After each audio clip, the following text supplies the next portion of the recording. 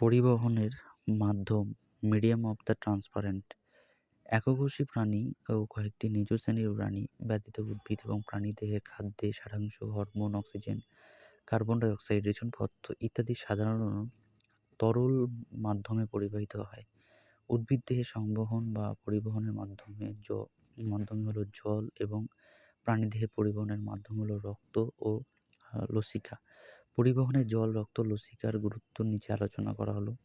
জল, ওয়াটার, উদ্ভিদের ক্ষেত্রে মনোরম দ্বারা শোষিত বিভিন্ন খনিজ লবণ জলের মাধ্যমে জাইলেম বাহিকা দিয়ে পাতায় মেসোফিল ঘরায় পৌঁছায়।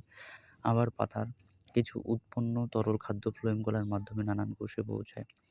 কিছু নিম্নশ্রেণীর প্রাণীর দেহে যেমন স্পঞ্জ, হাইড্রা, তারামাছ ইত্যাদির ক্ষেত্রে জল সংবহনের মাধ্যম। ২. রক্ত, ব্লাড, প্রাণীদেহে রক্ত পরিবহনের মাধ্যম, তাই খাদ্যের সারাংশ, হরমোন ইত্যাদি রক্তে জলীয় অংশ প্লাজমার মাধ্যমে পরিবাহিত হয় এবং অক্সিজেন, কার্বন ডাই অক্সাইড ইত্যাদিতে প্রধানত লোহিত রক্তকণিকার মাধ্যমে পরিবাহিত হয় এবং অবশ্য গ্যাসীয় পদার্থগুলি রক্তরসে দ্রবীভূত অবস্থায় পরিবাহিত হতে পারে। ৩. লসিকা, লিম্ফ, যেটি খাদ্যের সারাংশ, হরমোন, অক্সিজেন ব্যবহার প্রক্রিয়ায় রক্তজালক থেকে নির্গত হয়ে লসিকার মাধ্যমে কোষে কোষে পরিবাহিত হয়ে এবং কোষের উৎপন্ন কার্বন ডাই অক্সাইড ও অন্যান্য রেচন পদার্থ লসিকার মাধ্যমে পুনরায় রক্তে প্রবেশ করে।